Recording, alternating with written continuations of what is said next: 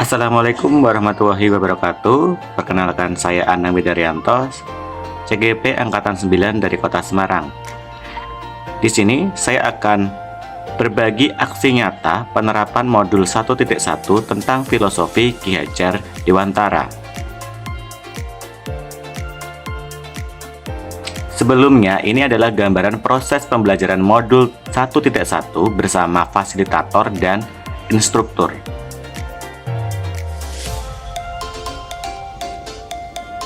Yang pertama adalah perasaan selama melakukan perubahan di kelas. Di sini, saya merasa pembelajaran yang selama ini saya lakukan masih berpusat pada guru. Padahal, dari modul 1.1 ini, Ki Hajar Dewantara menjelaskan pembelajaran harus menghamba pada murid. Artinya, pembelajaran berpusat pada murid sehingga guru hanya fasilitator yang menuntun murid sesuai dengan kodrat yang dimiliki, sehingga murid akan memiliki kebebasan namun tetap pada batasnya. Selanjutnya, selama melakukan perubahan di kelas ini, rasa khawatir pasti ada ketika memulai dengan sesuatu yang baru. Misalnya, apakah murid sudah terfasilitasi semuanya atau belum? Namun, saya senang ketika murid dalam kelompok mampu berdiskusi, membuat produk, dan mempresentasikan produk yang sudah dibuatnya dengan baik. Ide atau gagasan yang timbul sepanjang proses perubahan. Di sini saya melakukan perubahan pembelajaran yang berpusat pada murid dengan pembelajaran berdiferensiasi. Pembelajaran dan pengalaman dalam bentuk catatan praktik baik. Yang pertama adalah tahap perencanaan. Di sini saya berdiskusi tentang makna pemikiran Ki Hajar Dewantara dengan rekan guru.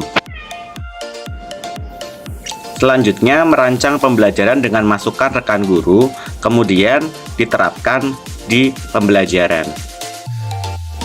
Di tahap pelaksanaan, saya mencoba berdiskusi dengan murid tentang makna pembelajaran kurikulum merdeka yang mengadopsi dari pemikiran Ki Hajar Dewantara. Kemudian saya mencoba menerapkan makna pemikiran Ki Hajar Dewantara ini pada pembelajaran mapel biologi pada subbab materi pencegahan virus dengan membuat kampanye bahaya virus. Yang pertama saya lakukan adalah melakukan asesmen awal untuk mengetahui kemampuan kognitif murid. Kemudian menunggu hasil psikotes untuk mengetahui IQ dan gaya belajar anak yang dilakukan sebelumnya sebagai bahan pengelompokan murid. Pada kegiatan ini, saya membuat kelompok homogen berdasarkan kemampuan kognitif, tetap dengan mempertimbangkan hasil psikotes yang sudah dilakukan. Pembelajaran yang berpusat pada murid ini saya terapkan dengan memberi kebebasan murid dalam menentukan media yang digunakan untuk kampanye, misalnya infografis, komik, artikel, video, atau yang lainnya. Langkah-langkahnya adalah sebagai berikut.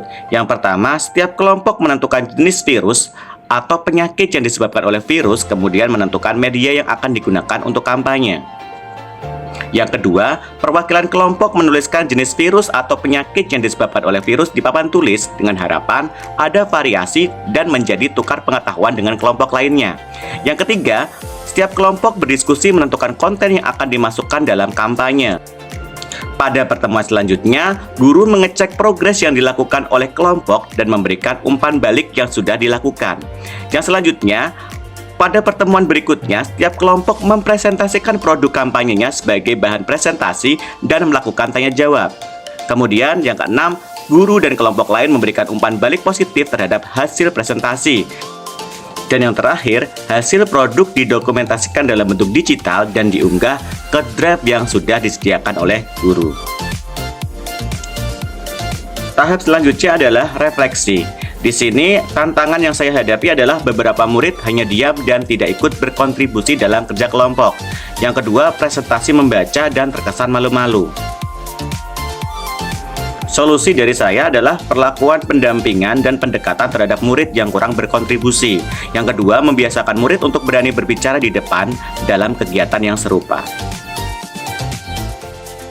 Berikut testimoni dari beberapa murid dan guru yang terlibat dalam aksi nyata ini.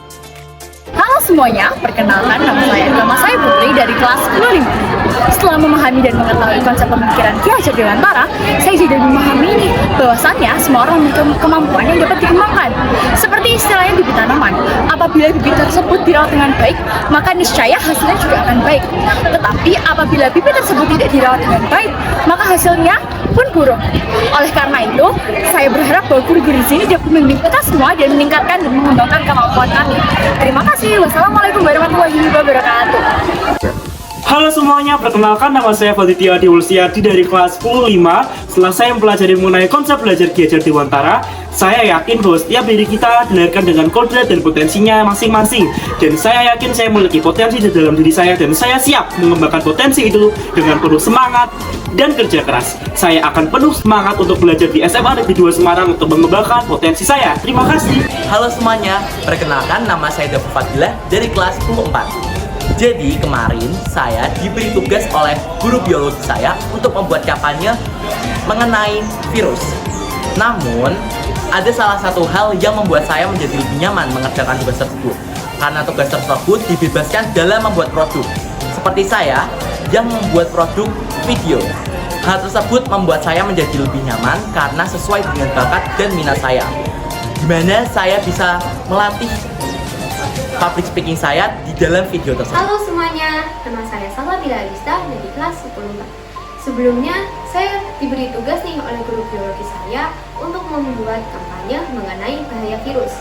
Dalam pembuatan ini, saya diberi kebebasan dalam pembuatan produk, dan saya memilih produk infografis.